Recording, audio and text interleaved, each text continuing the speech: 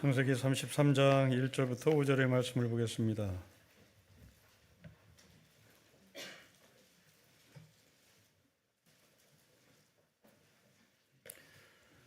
(33장 1절부터 5절의 말씀을 교독하겠습니다. 야곱이 눈을 들어보니 에서가 400명의 장정을 거느리고 오고 있는지라. 그의 자식들을 나누어 레아와 라헬과 두 여종에게 맡기고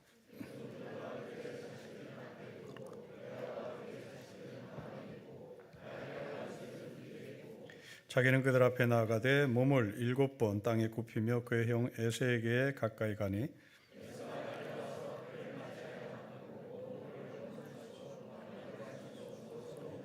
같이겠습니다. 에서가 눈을 들어 여인들과 자식들을 보고 묻되 너와 함께한 이들은 누구냐? 야곱이 이르되 하나님이 주의 종에게 은혜로 주신 자식들입니다. 아멘. 20년 만에 야곱이 형 에서를 만난 이야기입니다. 극적인 상봉입니다. 이 20년 사이에 야곱은 3가지의 변화를 겪습니다. 첫째로 호롤 단신 하란에 갔던 야곱은 많은 재산과 자녀들을 거느립니다. 두 번째로 안타깝게도 허리를 다침으로 말미암아 다리가 저는 야곱입니다. 세 번째로 야곱이라는 자연인의 이름이 신앙인의 이름 이스라엘로 바뀝니다. 야곱에서 이스라엘이라는 이름을 바꿔주신 분은 하나님이시고 그 하나님은 야곱에게 너의 이름이 무엇이냐고 물었을 때 야곱의 대답의 결과입니다. 야곱은 20년 전에 또 한 번 너의 이름이 뭐냐고 질문받은 적이 있습니다. 그 질문한 사람은 아버지 이삭입니다. 야곱이 고기 반찬을 들고 이삭의 방에 들어갔을 때 이삭은 넌 누구냐? 라고 질문했습니다. 이때 야곱은 나는 맏아들 에서입니다. 자신의 이름을 속였습니다. 20년 전에 자신의 이름을 속인 야곱이 20년 후에 야복강에서 너의 이름이 뭐냐고 물었을 때 더 이상 에서입니다 라고 말하지 못하고 자신의 본 이름을 이야기합니다. 사람에게 정체성은 이름에 있습니다. 이름을 숨긴다는 것은 떳떳하지 못하다는 말입니다. 20년 전에 자신의 이름을 숨긴 야곱은 떳떳하지 못했기 때문입니다. 인터넷에 댓글을 답니다. 누구는 익명으로 답니다. 누구는 자신의 이름을 떳떳이 밝힙니다. 떳떳이 자신의 이름을 밝힌 사람은 자신의 주장에 대해서 자신이 책임을 지겠다는 얘기입니다. 그러나 이름을 숨기고 댓글을 다는 사람은 뭔가 음모가 있고 음해가 있고 자신 없다라는 말입니다. 여러분이 인생을 살아가면서 인터넷에 익명을 걸고 댓글을 달았는지, 자신의 이름을 걸고 댓글을 달았는지, 그것이 여러분의 인격이 어디에 근거한 것인지 한번 살펴봤으면 좋겠습니다. 야곱은 하나님 앞에서 자기 이름을 숨길 수 없었습니다. 하나님은 그 야곱에게 이스라엘이라는 이름을 붙입니다. 자신을 찾았고 자신이 새로운 사람이 되었다는 얘기입니다. 성경은 우리를 죄인이라고 얘기합니다. 이유는 아담과 하와가 자신의 부끄러움을 감추기 위하여 동산 나무 밑에 숨었기 때문입니다. 자신의 부끄러움을 감추기 위하여 아담과 하와는 무화과 나무로 옷을 만들어 자기를 감췄습니다. 하나님이 이 아담과 하와에게 어디 있느냐고 묻습니다. 부끄러웠던 아담과 하와에게 하나님은 가죽옷을 입혀주십니다. 정말 너가 부끄러운 것을 네 힘으로 가리지 말고 내가 너의 모든 과거를 덮겠다는 의미로 가죽옷을 입혀주신 겁니다. 야곱도 그럽니다. 자연인 야곱은 무화과나무로 옷을 만든 이름이라면 이스라엘이라는 이름은 야곱에게 가죽옷을 입혀주신 하나님이 주신 이름입니다. 이러한 야곱이 바로 하나님 앞에 다시 서고 이제 이스라엘 이름을 부여받아 너는 이스라엘이라는 이름답게 살라고 삶에 대한 책임을 주십니다. 베드로도 그럽니다. 원래 이름은 시몬입니다. 근데 예수님은 이 시몬인 베드로에게 베드로라는 이름을 줍니다. 시몬이 자신의 이름이라면 이제 하나님의 뜻대로 살라는 이름, 그 이름은 베드로입니다. 바울도 그럽니다. 바울은 예수를 믿는 사람들을 잡으러 다니는 핍박자였습니다. 하나님은 이런 바울에게 찾아오십니다. 그리고 가죽옷을 입히셨습니다. 사도 바울이 가죽옷을 입은 자신의 고백을 나는 내 몸에 예수의 흔적을 가졌다고 고백합니다. 그리고 에베소서에서는 나는 예수 그리스도의 전신갑주를 입었다고 고백합니다. 우리에게도 이름이 있습니다. 캐톨릭은 세례를 받은 사람에게 세례명을 부여합니다. 누구에게는 베드로, 누구에게는 야고보, 누구에게는 안드레, 누구에게는 마리아, 마르다라는 이름을 부여합니다. 그렇게 살라라는 얘기입니다. 아마도 캐톨릭은 이런 전통을 가지게 된 이유는 사도행전 4장에 근거하는 것 같습니다. 요셉이라는 사람을 사도들이 바나바라는 이름을 부여했기 때문입니다. 이후로 성경은 요셉이라는 사람을 끝까지 바나바라는 이름으로 호칭합니다. 바나바는 이름값답게 그렇게 삽니다. 하지만 개신교는 이름을 부여하지 않습니다. 그렇다고 기죽을 필요가 없습니다. 우리는 캐톨릭보다 더 큰 이름을 부여하신 분이 계시기 때문에 그렇습니다. 바나바를 사도가 이름을 붙여줬다면, 캐톨릭 신부가 캐톨릭 성도들에게 세례를 받을 때 이름을 붙여줬다면 우리는 그 사람보다 더 뛰어난 분이 이름을 붙이십니다. 그분은 하나님이십니다. 하나님 우리에게 붙여주신 이름은 성도입니다. 로마서에, 고린도서에, 에베소에 사도 바울이 쓴 편지에 모두가 다 하나님의 부르심을 받은 성도, 영어로 세인트입니다. 이태리 있는 성베드로 성당, 그보다 더 뛰어난 이름 성도입니다. 마다 테레사 수녀가 성인이라고 캐톨릭에서는 승격을 시켰지만 우리는 그보다 더 뛰어난 하나님이 주신 이름 성도입니다. 그러면 반대로 질문해 보겠습니다. 우리가 예수님에게 이름을 지어드린다면 여러분들은 어떤 이름을 지어드릴 것 같습니까?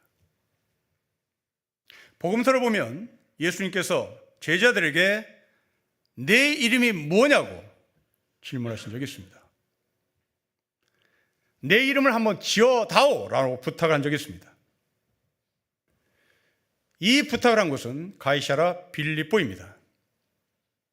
이 가이사랴 빌립보는 헤롯 왕의 아들 빌립이 로마 황제에게 눈을 맞추게 하여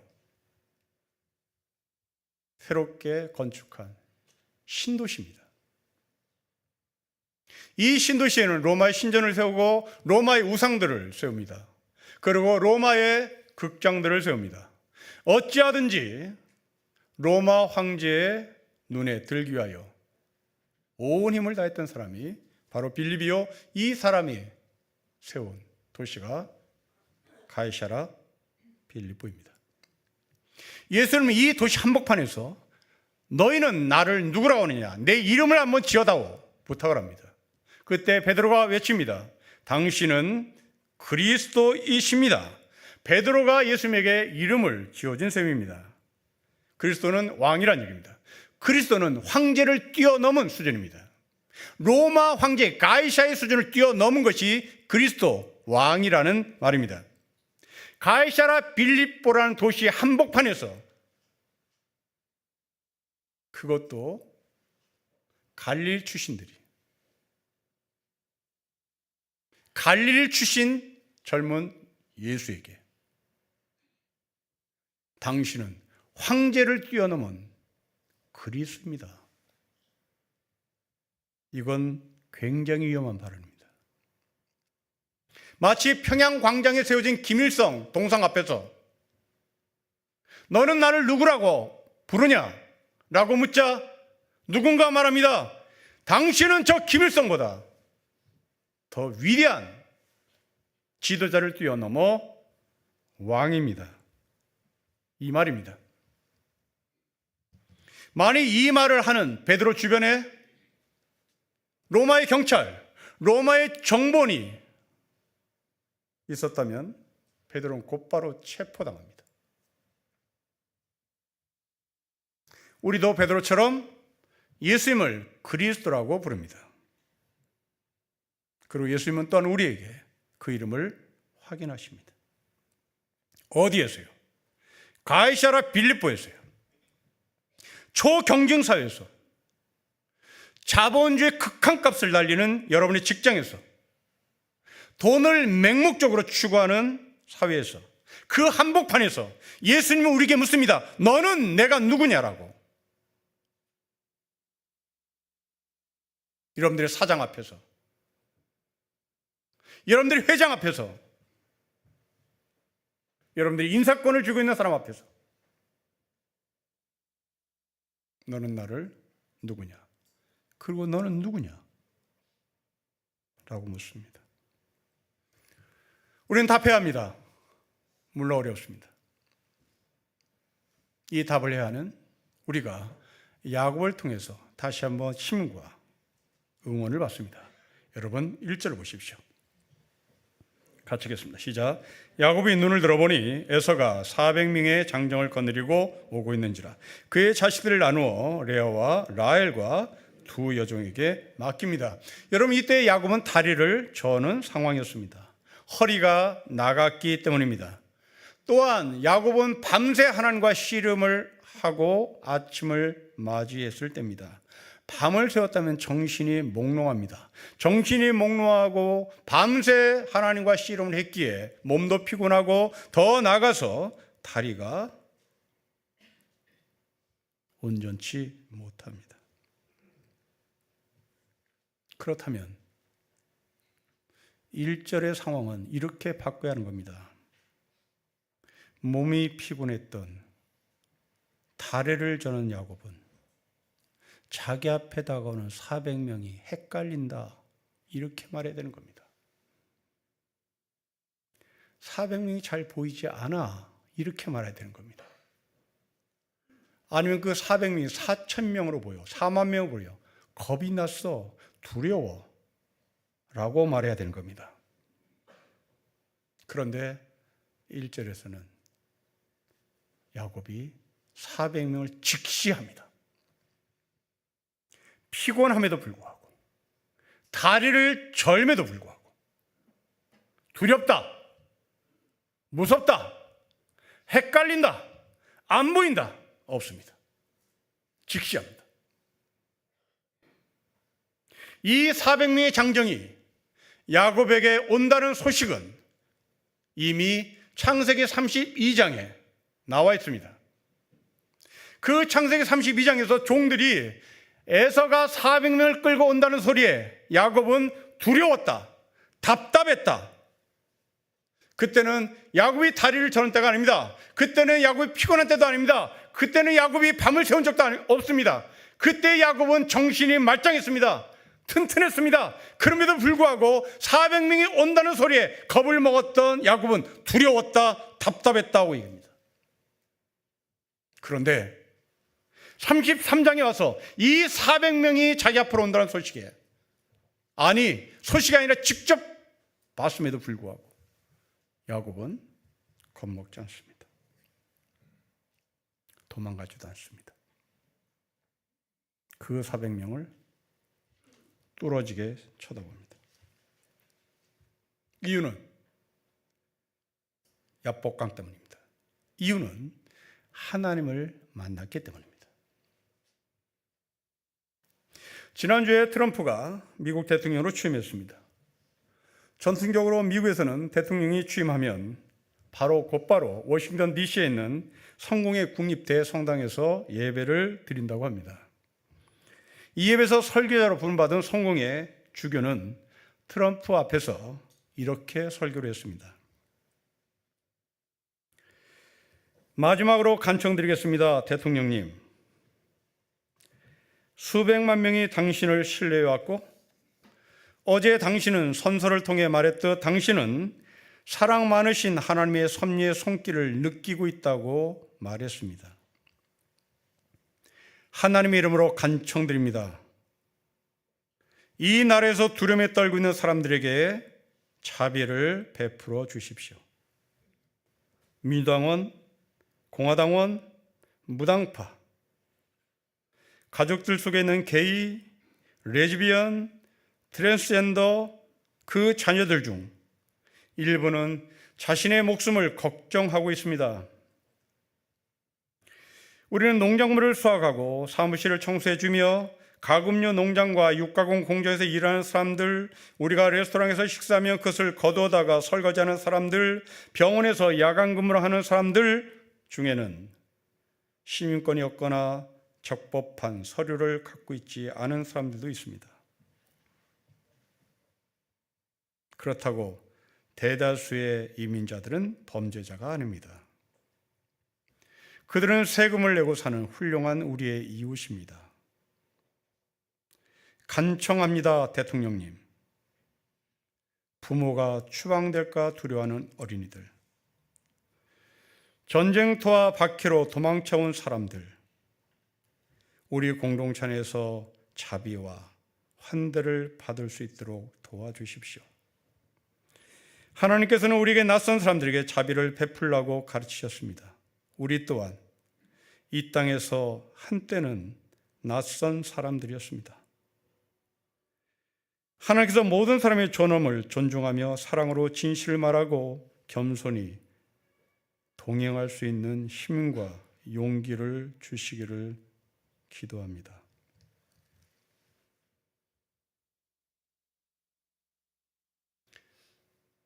왜 이런 설교를 했습니까?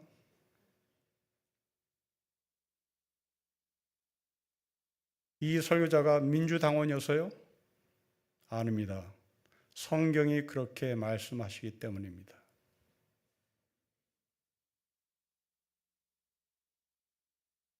우리는 트럼프의 성격이 어떠한 걸 알고 있습니다. 그렇다면 미국 한복판에서 목회하고 있는 이 설교자는 우리보다 트럼프를 더 정확히 알고 있는 사람입니다. 무서운 사람이라는 것을. 그리고 이런 설교를 했을 때 자기에게 공격해오는 힘이 얼마나 무섭다는 것을 이 사람은 알고 있습니다. 그럼에도 불구하고 트럼프의 정책에 반대되는 설교를 했습니다. 왜요? 이 사람이 국회의원이 되고 싶어서? 이 사람이 대통령이 되고 싶어서? 아닙니다. 설교자이기 때문에요. 성경이 그렇게 말씀하시기 때문에요.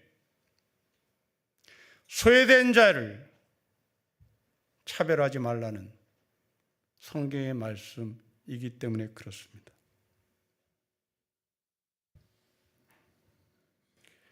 우리는 가끔의 우리나라를 바라보면 무섭습니다. 그리고 또 무섭습니다. 하나님 우리에게 등을 돌릴까 염려되고 등을 돌리고 계신 것 아닌가 싶기도 합니다. 함께 기대고 살아갈 시민들이 서로 원수처럼 으렁댑니다. 한 지도자의 잘못된 판단으로 나라가 깨집니다. 이때 하나님은 우리에게 물으실 것 같습니다. 전 목사, 너 누구냐? 전 목사, 너 어디 있느냐? 전 목사, 너 가이사랴 빌립보에서 나를 누구라고 말하고 있느냐? 우리에게도 물으실 것 같습니다. 우리는 이 질문에 정직한 답을 해야 합니다. 우리는 이 질문에 성경의 말씀에 근거하여 답을 할 수 있어야 합니다.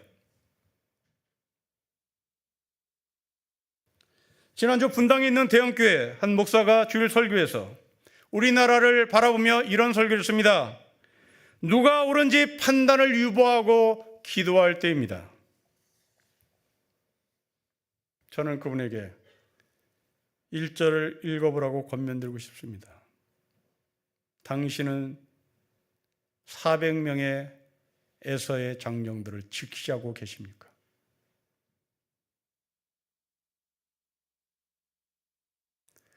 계엄군이 국회에 들어온 것을 봅니다.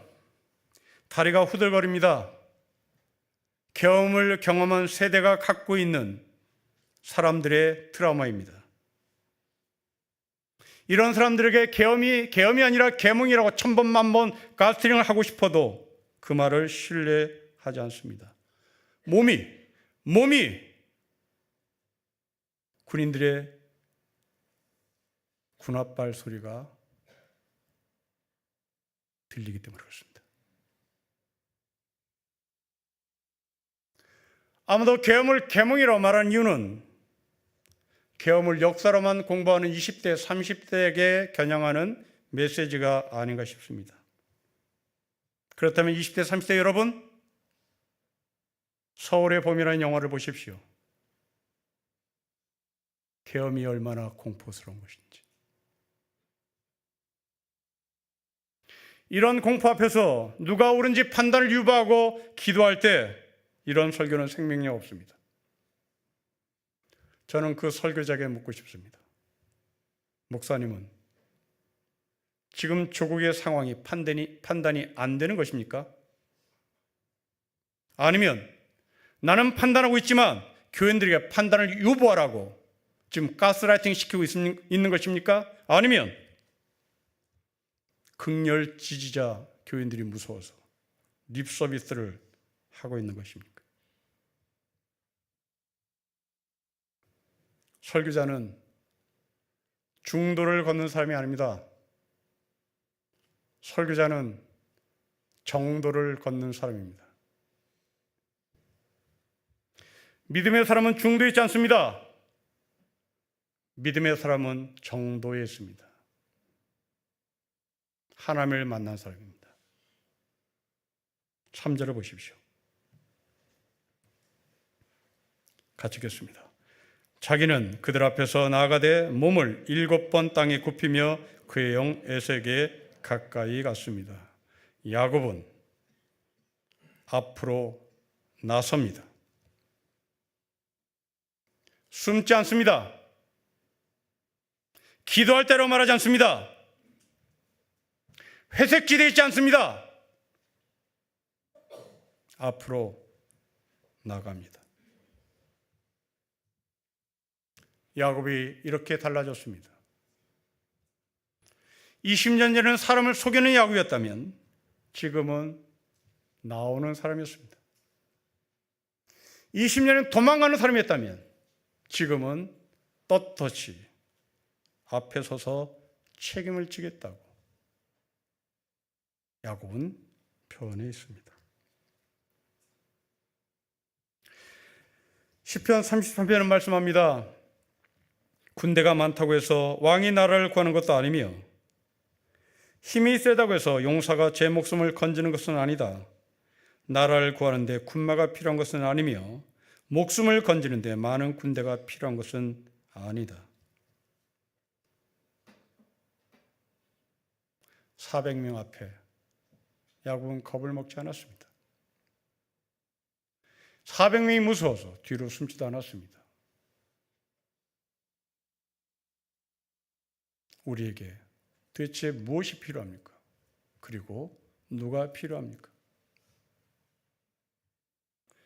야곱이 숨지 않았던 근거는 야복강에서 하나님을 만났기 때문입니다. 하나님이 야곱에게 이스라엘이라는 이름을 주셨기 때문입니다.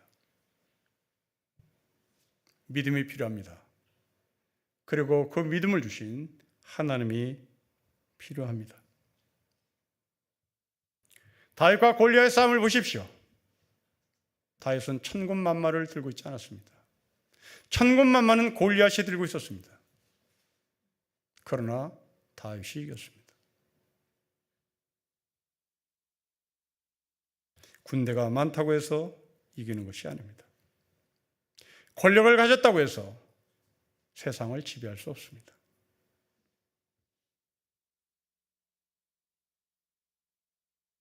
믿음이 필요하고 그 믿음을 주신 하나님이 필요하고 그 믿음을 다윗은 갖고 있었고 다윗은 하나님의 이름으로 골리앗을 쓰러뜨렸습니다. 우리는 말씀을 통하여 하나님을 만납니다. 그리고 그 말씀이 나를 인도합니다. 그 말씀이 나를 평안케 합니다. 때로는 그 말씀이 나를 두려움에서 일으키기도 합니다. 때로는 그 말씀이 나를 숨게 만들지 못하고 앞으로 나서게 만듭니다. 하반신 장애인으로 살아가는 한 사람이 사람들과 대화를 할 때마다 음식을 받아 먹듯이 상대방의 이야기를 경청한다고 합니다. 그리고 이 하반신 장애인은 이런 말을 합니다. 오늘 해주신 말씀의 씨앗을 잘 키워서 여물면 다른 사람에게도 나눠주겠습니다. 우리가 이런 사람이었으면 좋겠습니다. 오늘 여러분 마음밭에 하나님의 말씀이 뿌려지고 그 말씀을 잘 가꾸어서 여물면 나는 그 열매를 다른 사람에게 나눠주고 싶습니다.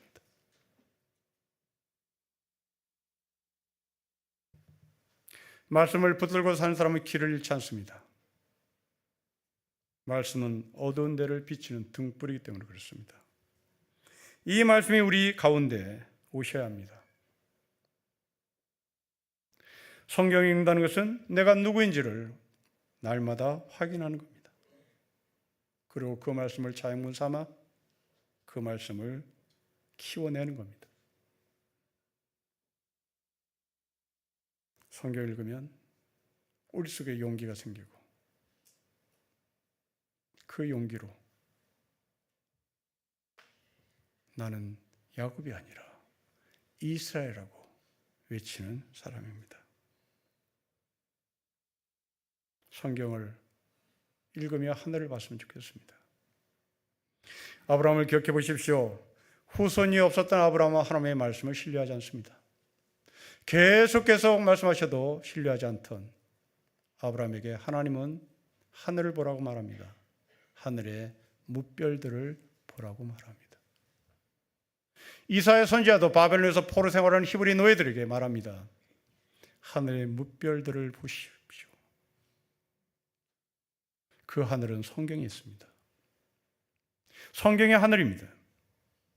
그 성경에 쓰여져 있는 하늘의 뭇별들을 우리가 봐야 합니다. 세상은 끊임없이 우리의 시야를 가리고 있습니다.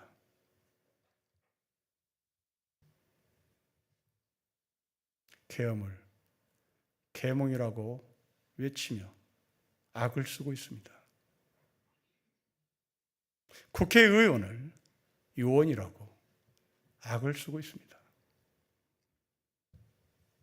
국민을 개돼지로 보는 이 땅의 최고 지도자의 수준입니다. 아무리 의원을 요원이라고 얘기하고 계엄을 계몽이라고 말해도 고지 들을 사람 아무도 없습니다. 그렇게 우리는 똑바로 직시하며 사는 겁니다. 내 앞에 달려오는 400명, 피곤해도 정신 똑바로 차려야 되는 겁니다. 다리를 저어도 겁먹지 말아야 합니다. 우리는 이스라엘이기 때문에 그렇습니다. 우리는 성도이기 때문에 그렇습니다. 하나님은 우리 민족에게 새해를 2번씩이나 주신 정말 사랑 많으신 하나님인 것 같습니다. 오늘은 2번째 새해를 맞이하는 주간입니다. 올 한 해도 우리에게 성도라 이름을 부어주신 하나님을 말씀 속에서 날마다 만나며 살았으면 좋겠습니다. 그 힘으로 세상을 직시하며 삽시다. 그 힘으로 400명을 똑바로 쳐다보며 삽시다. 그리고 이 어두운 역사 앞에 숨지 말고 400명 앞으로 나갔던 야곱처럼 그렇게 용기 있는 믿음의 사람이 되시기를 주의 이름으로 축복합니다. 기도하겠습니다.